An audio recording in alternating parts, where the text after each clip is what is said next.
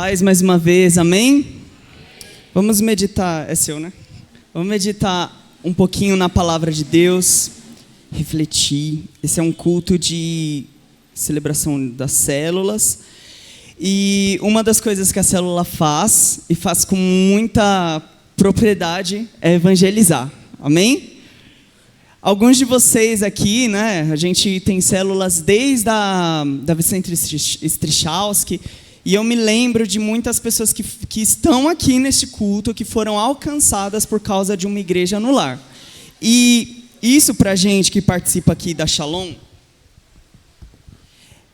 é muito gratificante, porque a gente vê os frutos. Então, como o Guido falou aqui, até mesmo outras vezes a gente mencionou aqui, esse dia de celebração é para a gente realmente festejar tudo o que aconteceu nas nossas células, nas nossas casas, durante todo esse tempo.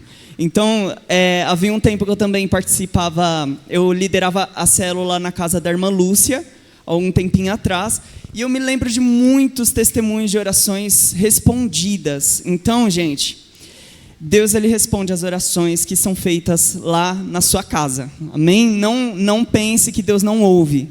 A Bíblia diz que Ele não tem os ouvidos tampados para não ouvir e não tem os olhos fechados para não ver. Deus ouve, Deus vê e Deus sim importa com você, amém? Mas aqui eu gostaria de refletir rapidamente com vocês o que está escrito em 1 Coríntios 9, 16 e 17. Vou ler rapidinho aqui para a gente não perder muito tempo. Se anuncio o evangelho, não tenho que me gloriar, pois sobre mim pesa essa obrigação, porque ai de mim se não pregar o evangelho. Vamos todos falar isso bem alto? Ai de mim se eu não pregar o evangelho. E o versículo 17 está escrito: se o faço de livre vontade, tenho recompensa, mas se faço por obrigação, é porque uma responsabilidade me foi confiada. Por que nós devemos pregar o evangelho? Motivo principal, porque todos pecaram. Se você abrir o livro de Romanos, no capítulo 13, você vai ver um cenário totalmente absurdo que o pecado gerou na humanidade. E lá ele fala que os homens não buscam mais a Deus. Naturalmente, o homem não busca a Deus, porque o pecado quebrou esse contato que o homem deveria ter desde o início com Deus. Lá também está escrito que todos são maus, todos nascem injustos, todos rejeitam a Deus e não o buscam, e os seus pés são velozes para derramar sangue. Então você vê que você nasceu pecador, eu nasci pecador, todos nós nascemos pecadores, e é uma herança que a gente carrega desde o início dos tempos, porque Adão quebrou essa aliança. E aí nós vemos então uma quebra da esperança. Aquilo que um dia era para ser bom para a gente, já não temos mais acesso. Aquilo que era para ser a nossa salvação, aquilo que era para ser o nosso contato com Deus, com o Criador do universo, já não temos mais esse acesso, porque todos pecaram. E talvez você olhe para mim e pergunte, mas beleza, eu conheço um padre, eu conheço um pastor, conheço um tio, conheço alguém que é muito bom. Essa pessoa faz boas obras, essa pessoa é uma pessoa caridosa, essa pessoa é uma pessoa confiável, honesta. Você está me dizendo que essa pessoa é uma pecadora também? Sim, todos pecaram. Não tem um que se salve por si só. Deus olha para todos na humanidade e vê todos como pecadores, a partir do pecado. Amém? Então esse é o cenário que o mundo se encontra. Em João 3,16, versículo 18, está escrito que todos já nascem condenados, todos já estão condenados, porque Deus amou o mundo de tal maneira que enviou o seu único Filho para que todo aquele que nele crê não pereça, mas tenha vida eterna. Vai para o próximo, por favor. Porquanto Deus enviou o seu Filho ao mundo, não para que julgasse o mundo, mas para que o mundo fosse salvo por ele. 18. Quem nele não crê é julgado, e o que não crê já está julgado, por enquanto não crê no unigênito Filho de Deus. No 19, por favor. O julgamento é este, que a luz veio ao mundo, e os homens amaram mais as trevas do que a luz, porque as suas obras eram más. Então, gente, eu mencionei esses versículos aqui para vocês entenderem que ninguém nasce justo diante de Deus. Eu quero dizer para você que chegou aqui nessa noite, temos muitos visitantes aqui na nossa igreja, graças a Deus, e ficamos felizes pela presença de vocês. É uma honra receber todos aqui, voltem quando quiserem, mas se você ainda não aceitou a Jesus, você está debaixo da lei do pecado. E o único que quebra essa lei do pecado, esse domínio do pecado na sua vida, é Jesus. Não existe outro Deus, não existe outro caminho, não existe outra verdade. Jesus é o único que te salva do pecado. Então, se você não aceitou Jesus, Deus está te chamando essa noite. Amém? Então, nós vemos esse cenário totalmente depravado, pervertido, totalmente mal. Mas temos uma luz no fim do túnel. E quem é essa luz? Ou até mesmo, alguns perguntam, o que é essa luz? Muitos se perguntam, como que eu posso me salvar? E eu quero dizer para você que, da mesma forma como o pecado abundou no mundo, a graça superabundou sobre os homens. Amém? Vou repetir isso mais uma vez para que você possa se alegrar com o que a palavra de Deus diz. O pecado abundou na humanidade, mas a graça superabundou sobre o pecado. Aleluia, vamos aplaudir a palavra do Senhor. Glória a Deus. E aí nós vemos que Adão fez todos nós herdarmos uma natureza pecaminosa. Mas aí Jesus, que é chamado de o segundo Adão, ele veio e restaurou isso. E é por isso que a palavra diz que se o pecado, se a maldade entrou no seu coração, através de Jesus, ela sai. Porque o pecado é a escuridão, mas Jesus é a luz no fim do túnel. Aleluia, glória a Deus. Então Jesus pagou a dívida que nós tínhamos com Deus. Você tinha uma dívida com Deus. Você que ainda não aceitou a Jesus, você ainda tem essa dívida. Você ainda está debaixo dessa dívida. Mas todos aqueles que já são filhos de Deus, que já aceitaram o Senhor como seu único e suficiente Salvador, essa dívida já está quitada para nós. E é por isso que nós nos alegramos, é por isso que nós cantamos, é por isso que a gente explode de alegria aqui nos louvores, porque sabemos qual foi o preço da nossa salvação. E não foi pouco, não foi algo desvalorizado, não. Deus teve que se encarnar, se fazer homem, para morrer no seu lugar, para morrer no meu lugar. E isso tem um preço impagável. E Jesus é o único que poderia conectar a humanidade a Deus por um caminho. E sabe qual é a forma que ele traçou? O apóstolo Paulo nos fala isso, ó. Se com a boca você confessar que Jesus é o Senhor, e em seu coração crer que Deus ressuscitou dentre os mortos, você será salvo. Porque com o coração se crê para a justiça, e com a boca se confessa para a salvação. Então nós vemos lá em João 3, que todos já estão condenados. Mas, quando você confessa com a boca, Jesus Cristo é o meu Salvador, e você crê com o seu coração, sabe o que acontece? Você é salvo. Você é salvo do quê? Primeiramente, de passar uma eternidade inteira longe do Senhor. Segundo, de doenças e enfermidades. Não que você não vai ficar doente, mas agora você tem acesso àquele que cura todas as doenças. Glória a Deus. E sabe o que mais você é salvo do que você é salvo quando você aceita Jesus? De uma depressão. Porque Jesus, quando ele entra na sua vida, ele te completa.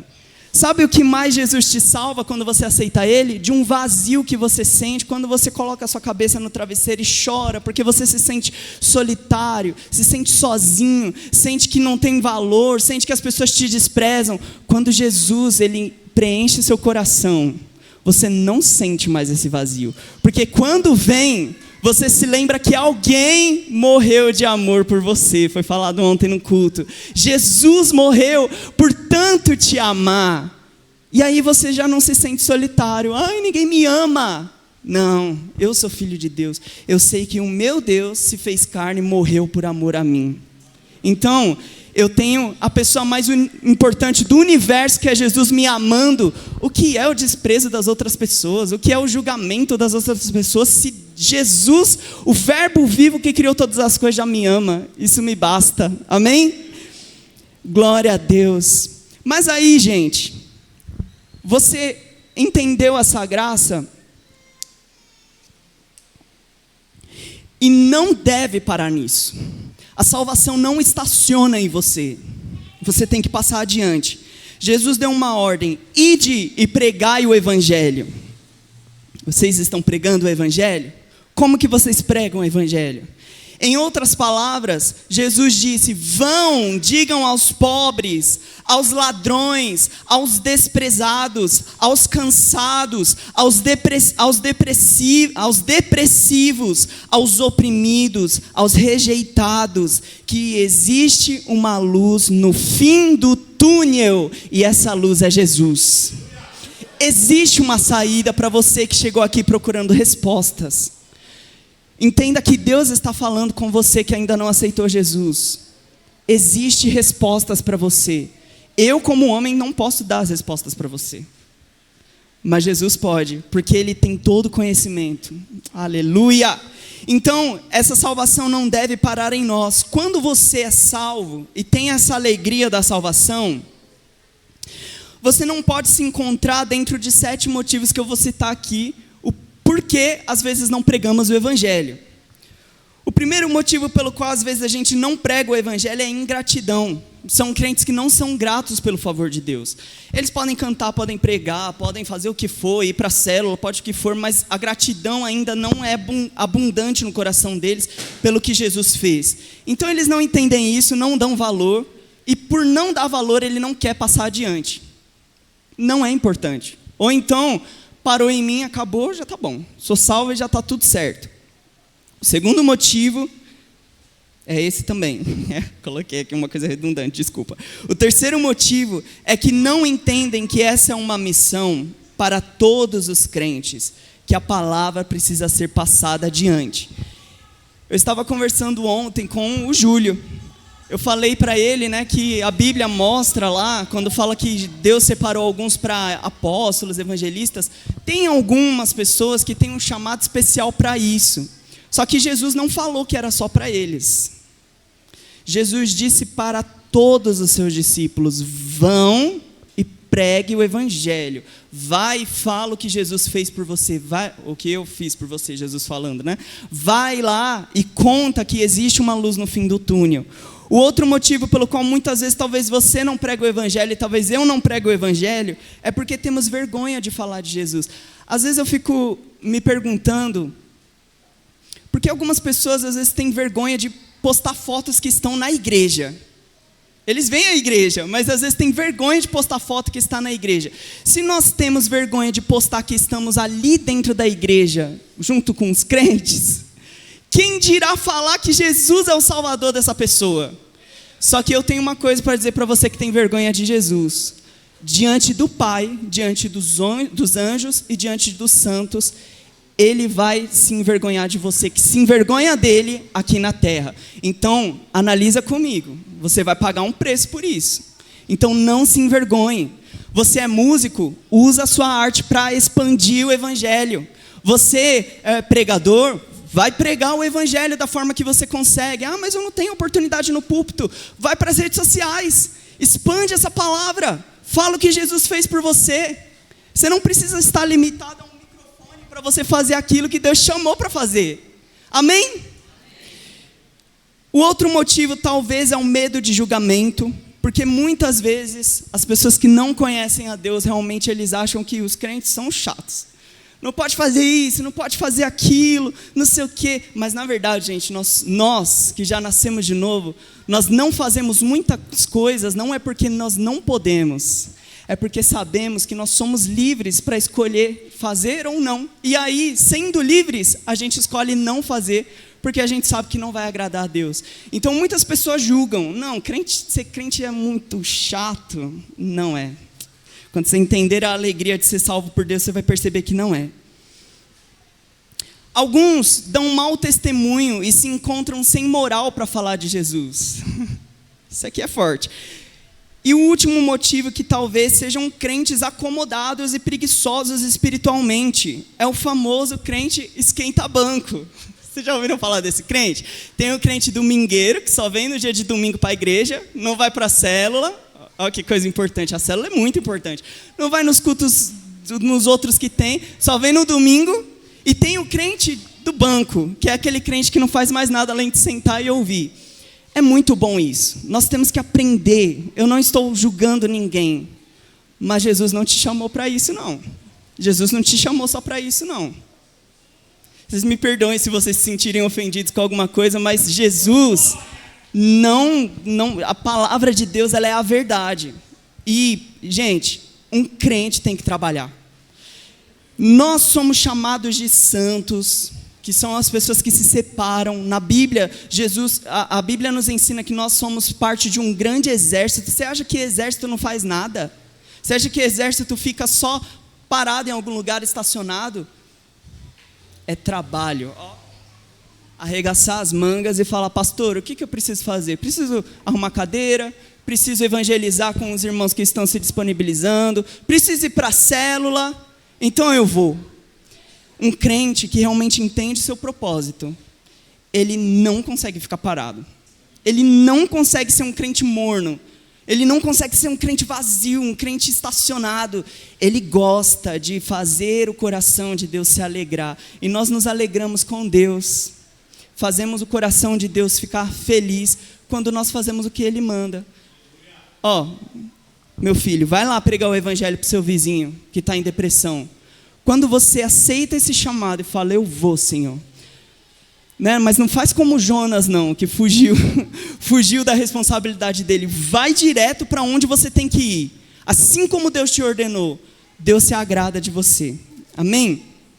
Então, estamos caminhando para o fim da palavra. Mas é muito importante, nós temos sabedoria em pregar o evangelho. Olha, eu lendo a Bíblia, eu percebo que nos fins dos tempos, Jesus disse isso, que nos últimos dias que nós estamos vivendo, muitas pessoas ficariam escandalizadas com o evangelho. Deixa eu te dizer uma coisa, que talvez você que não é cristão chegou aqui e já passou por algumas decepções. Jesus, ele não prometeu te dar casas, Jesus não prometeu te dar mansões, Jesus não prometeu te prosperar financeiramente, Jesus nem sequer prometeu tirar todos os problemas da sua vida, mas uma coisa ele prometeu, que é uma coisa que você não consegue fazer sozinho, você precisa dele, que é te levar para a eternidade ao lado dele, salvo, no céu, aonde ele está. Então, vamos ter sabedoria em pregar o evangelho. O evangelho não deve ser imposto. Meu irmão, minha irmã, e você que ainda não aceitou Jesus, talvez você viu pessoas falando, você tem que aceitar Jesus, você é obrigado a aceitar Jesus. Eu quero dizer que Jesus não ensinou isso. Ele disse que aquele que crê, se você crer, você vai aceitar de bom grado, sem ninguém precisar te forçar a nada. Então nós temos que ter essa sabedoria. A outra coisa que nós devemos anunciar às pessoas é a misericórdia e o amor de Deus. O evangelho não veio para causar espanto, tá bom? Esquece isso, o evangelho não veio para causar espanto. Eu vou sofrer condenação. Não, o evangelho veio justamente para te salvar de algo que você já vive, que é o pecado. O evangelho apareceu para mim alguns anos atrás e eu estava condenado. Eu não via a saída, até que eu vi a luz no fim do túnel e essa luz me tirou de lá desse buraco que eu estava. Então, você tem que falar da misericórdia de Deus e o seu amor. Para nós finalizarmos, muitas vezes nós não sabemos como pregar o evangelho. A gente acha que tem que ter teologia, a gente acha que tem que ter conhecimento de muitas coisas, mas eu li ali, e você também pode ler em Atos dos Apóstolos como que esses discípulos de Jesus pregavam o evangelho. Eles muitas vezes não tinham tanta sabedoria, conhecimento, eles talvez não eram muito estudados, não eram acadêmicos, mas sabe o que eles faziam? Pedro mesmo chegou para um monte de gente e diz assim: aquele Jesus que vocês crucificaram é aquele que te salva. E aí, Pedro contou o plano da salvação. Quando você tiver dúvida com o que falar, uma coisa importante: como que eu prego o evangelho? Mostra João 3,16, que está escrito o quê? Porque Deus amou o mundo de tal maneira que deu seu único filho, para que todo aquele que nele crê não pereça, mas tenha vida eterna. E se caso você achar que isso pode ser complementado, conta o seu testemunho. Cada um de vocês tem uma história. Eu tenho a minha história. Eu tenho a minha história com Jesus. Eu sei quando que ele me encontrou. E você também sabe quando Jesus te encontrou. Você talvez era uma pessoa depressiva, era uma pessoa oprimida por espíritos malignos, era uma pessoa que precisava de remédios para conseguir dormir porque não tinha paz, era uma pessoa que vivia de forma totalmente errada e promíscua, onde você mesmo se envergonhava do que você fazia, até que Jesus te encontrou e te salvou daquilo. Gente, o testemunho do que Jesus faz a nós, para outra pessoa, é muito forte. Então conta para o seu vizinho, conta para a sua vizinha, conta para a sua amiga, para o seu amigo, para as pessoas do seu trabalho, conta que Jesus te transformou. Amém? Então, não tenham medo de falar do evangelho, sejam equilibrados, mas falem. E aí nós não vamos ter medo, nós não teremos essa culpa, na verdade, que nós lemos aqui em 1 Coríntios 9,16, que às vezes a gente, fica: Senhor, mas eu não faço nada, não sei o que, começa a fazer, porque ai de mim se eu não pregar o evangelho. Se o apóstolo Paulo disse isso, quem sou eu? Quem somos nós? O apóstolo Paulo, que deu fundamento para tantas coisas e veio até hoje para a gente, nós temos esse acesso ao conhecimento da palavra e de Deus. Quem somos nós para não dizer ai de mim se eu não pregar o evangelho? Amém? Então, que o Senhor possa falar ao seu coração nessa noite. Eu não sei como você chegou aqui, não sei se você é alguém que já participou de alguma igreja, ou alguém que já fez parte de algum ministério, ou se você nunca ouviu falar de Jesus. Eu quero dizer para você que é a melhor coisa que você faz na vida. Não é verdade? Vocês que já aceitaram Jesus, não é verdade? É a melhor coisa, porque nós nos sentimos preenchidos por esse amor. Amém? Senhor, em nome de Jesus, esta é a Tua palavra. É a Tua palavra, Senhor. E nós pedimos para que o Teu Espírito fale conosco, Senhor. Todas as vezes que nós ouvirmos a Tua palavra, enche o nosso coração de fé, Senhor. Enche o nosso coração, Senhor, de esperança. Senhor, eu oro por pessoas que participam de células que ainda não se renderam a Jesus. Eu oro, Pai, porque apenas o Teu Espírito pode convencer o homem do pecado e do juízo. Então, em nome de Jesus, Espírito Santo, que essa pessoa seja tocada por Ti, e que nós, que já estamos salvos, livres do pecado, que nós possamos ter essa responsabilidade de pregar o evangelho e levar as boas notícias para aqueles que necessitam, em nome de Jesus. Amém. Aplauda o Senhor Jesus. Aleluia.